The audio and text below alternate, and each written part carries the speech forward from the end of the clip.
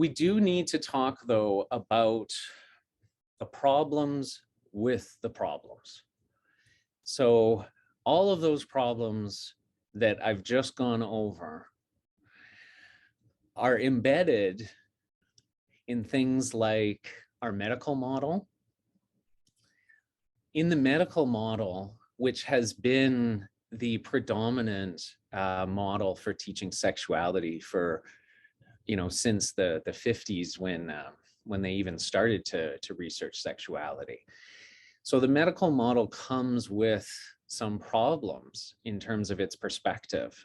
Just the institution of medicalizing sexual health problems brings with it its own set of issues. So one of them is that it's really about pathologizing individuals. So what's wrong with you and how can we make you fixed? So this is what's wrong because why? Because it's not the same as how everybody else does it. It's a little bit different. Is the goal then in the medical model to make everybody the same so that they're expressing things in the same kind of way? So there is some restriction in terms of what the pathways are, what their goals are. They're usually looking for a problem and then something to fix as a way to get back to like a place of balance or safety, which may not really be a helpful way of working with clients, because it's not really, it's not like taking a medication and resolving sexual health issues like you might be able to do with diabetes or other kind of medical issues. Yeah, and the last point I want to say about that is that in terms of the DSM and the medical model, wellness looks a very specific way. It's fairly rigid in terms of how it looks.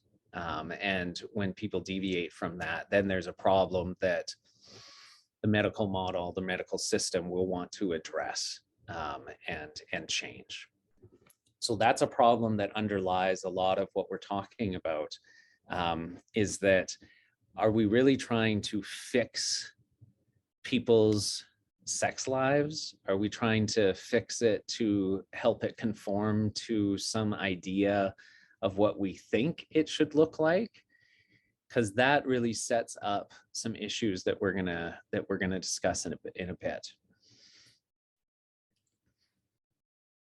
Patriarchy is an enormous construct that we need to pay a lot of attention to in sex therapy.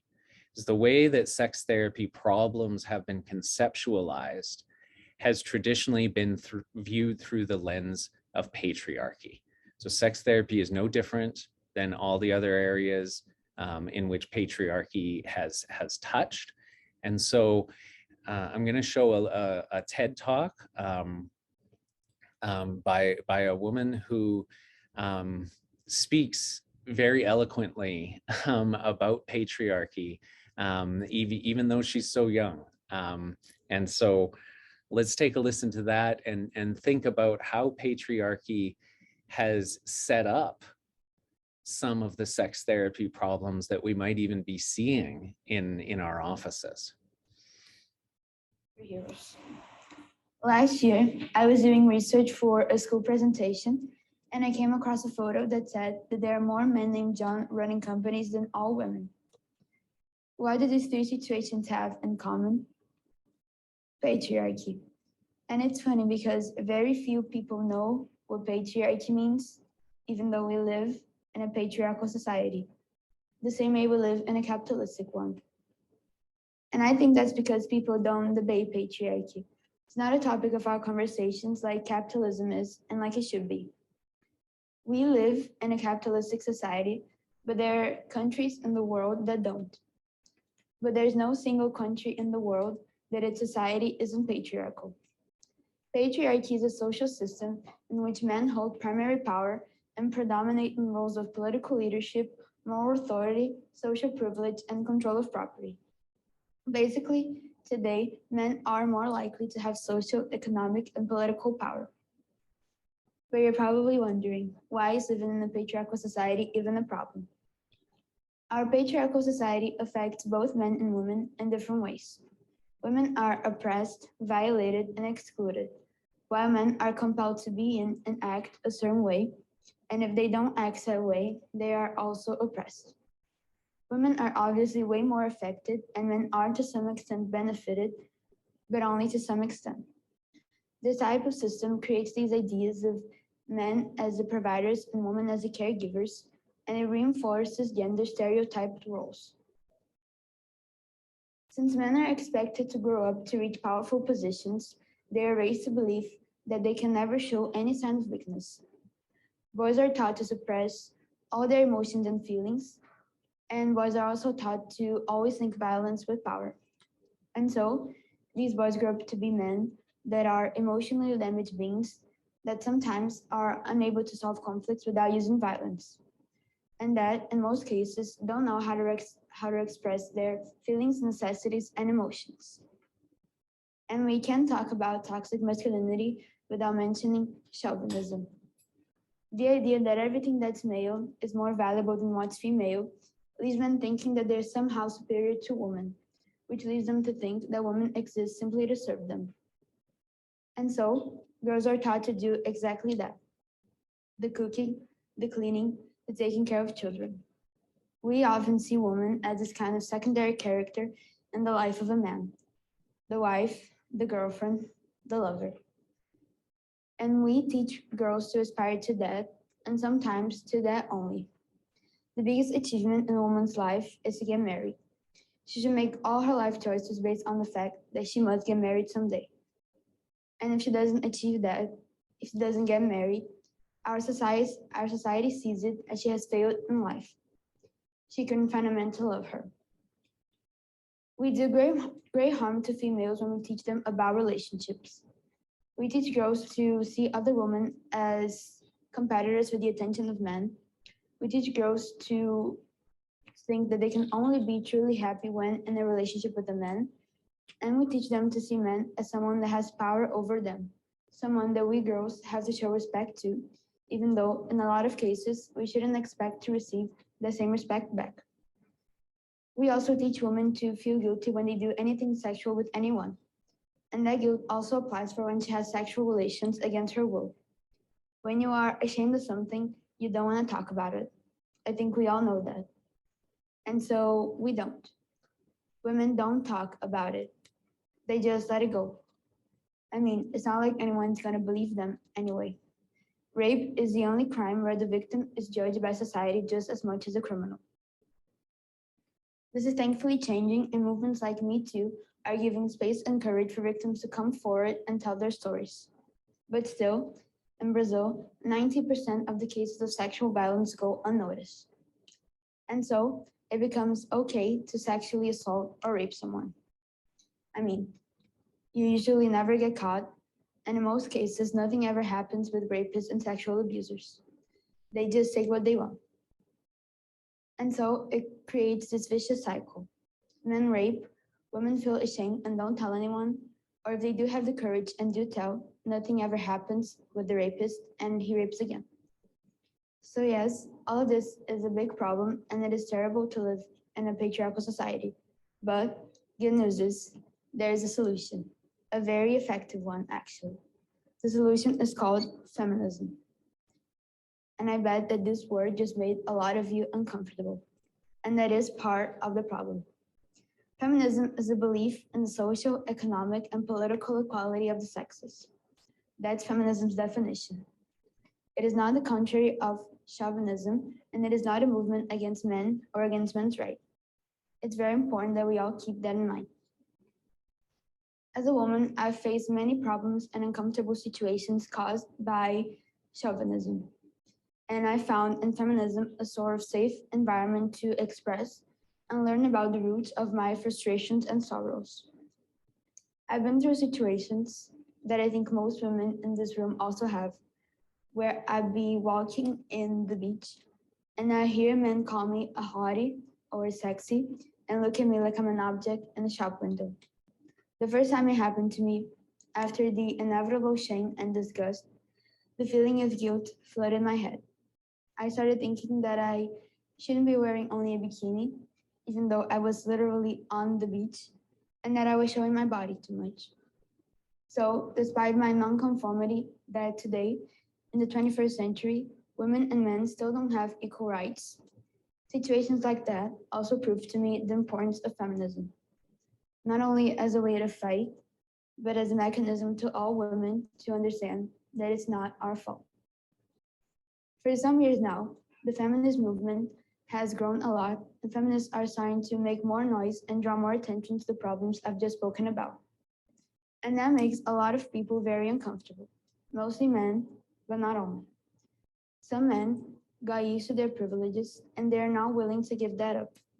They don't want women to have the same opportunities and rights that they have, and they feel threatened that their lives may not be as easy as it is if gender equality is reached. Some men haven't understood or realized that they are in a privileged position, but it's about time that they and everyone does. When we talk about women that don't feel comfortable with the movement, the problem is a little bit different. Some women, especially more conservative ones, haven't realized the oppression that they're suffering. They believe in their hearts that they are less valuable, less important, less worthy than men. And it's very sad, and that's very sad, how one can trick an entire group of people into believing something that's so not true. However, I do think it's time that people, especially well-educated people, understand the problem and face it. Part of the problem with patriarchy and sexism is that people that know and understand the problem do nothing when facing situations caused by said problem. Conservative or liberal, right or left, middle even. This is not about political sides, beliefs, religions, genders. This is about being human and understanding that a group of people is suffering and hurting and that this needs to stop. Stand up for something, to fight. And you don't have to go to every single protest or manifestation. You can go to none and still be a feminist and still make a difference.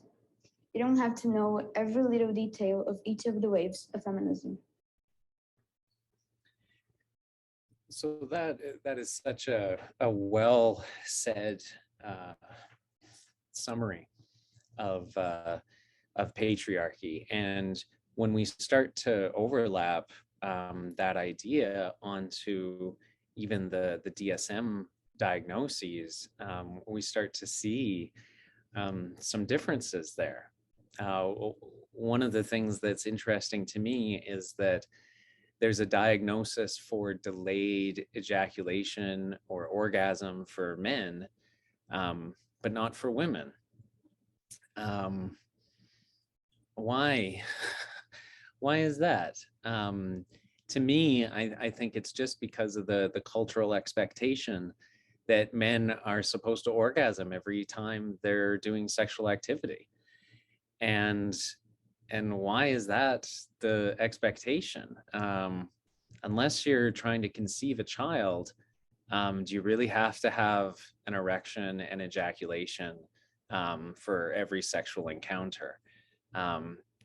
No, but it appears, that the medical model has really fallen victim to some of those patriarchal influences about what matters to men from a construct point of view, and how different that is for women based on our expectations about what is supposed to happen during sex.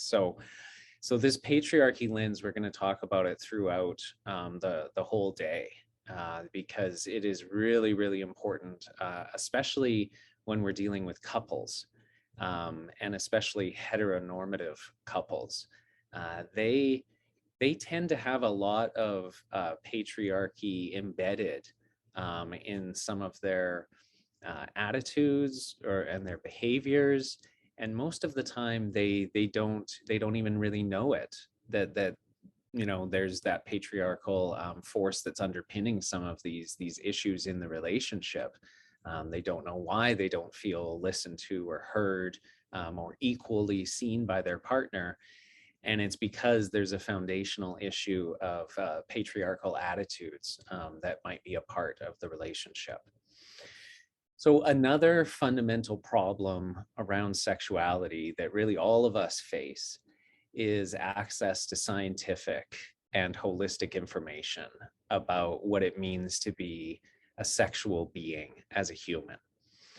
So typically, clients will only know what they've learned about it. And they might have learned from peers, maybe parents, maybe school. How much of that is scientific? How much of that is holistic? So to illustrate this, this is a clip from Last Week Tonight with John Oliver, and he's describing the situation in the US around sex education from a couple years ago. And so let's see how much that feels like it maps on to maybe your local community, or some of the fundamental reasons why we end up seeing so many clients in need of sexual assistance, because fundamentally they've never really been taught what's scientific, what is reasonable, what is some of the diversity or the variance that's around that.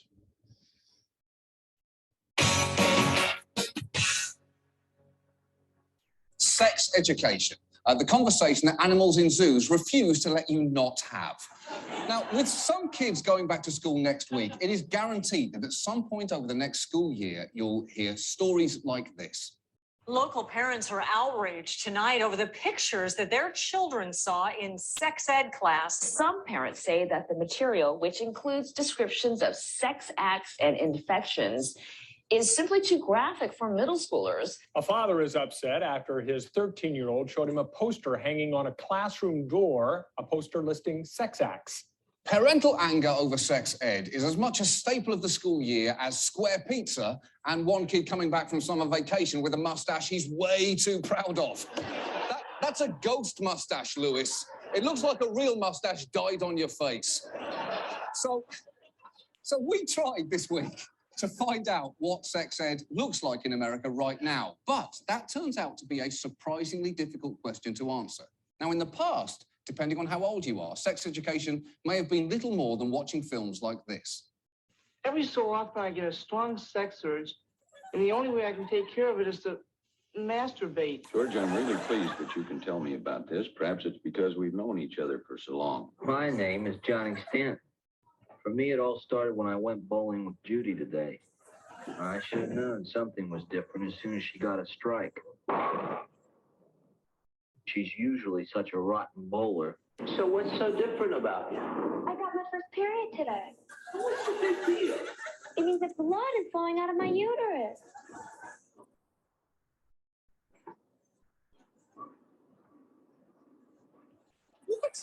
What? Okay. First, that is some incredible misinformation. Menstrual blood is not some sort of uterine HGH that makes you amazing at bowling. And second, and this is true, the young man in that video is Jonathan Banks, Mike from Breaking Bad. And if that video does not provide the basis for the prequel to Better Call Saul, I'm going to be extremely disappointed. Teaching sex ed in schools is really important for obvious reasons. No parent wants to talk to their kids about sex, and no kid wants to talk about sex with their parents. That is why, when you're watching a movie together and there's a sex scene, everyone becomes motionless and silently begs for the merciful release of death. And kids have good questions that need good answers. The Times recently ran an article with a slideshow of questions kids wrote on cards to a sex educator, including, why is the boy's penis shaped like an arrow? Is it okay to be gay? And how long do I have to wait to have sex? I'm excited. To which the answers are, it's engorged with blood, yes, and can you at least wait until the end of class? But perhaps the most poignant question was, will this go well for me? Because after looking into sex ed programs this week, the answer depends quite a bit on where you live. There is no required standard for sex ed in this country. In fact, only 22 states mandate that kids receive it, and only 13 require that the information presented be medically accurate, which is crazy. You wouldn't accept a history class not being historically accurate. Prince started the American Revolution in 1984, and his purple reign lasts until the present day. Class dismissed.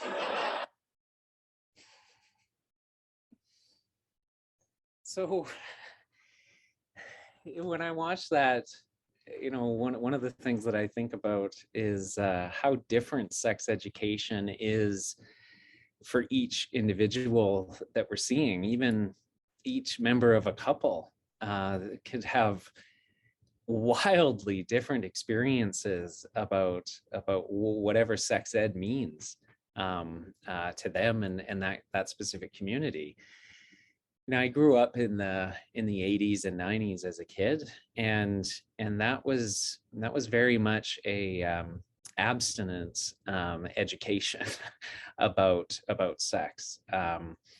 That's your best resource against all of the issues that might come with sex, is to just be abstinent. And so there's going to be a lot of 40-year-olds who have been exposed to that kind of education, and that might be different than when you're seeing a 20-year-old who wasn't exposed to that kind of abstinence only education. Or what if you see someone whose parents did pull them out from the sex education portion of their classes? For whatever reason, did their parents fill in the gaps, or not? Or are they just not wanting to let children know that sex exists and it's something they're going to have to deal with?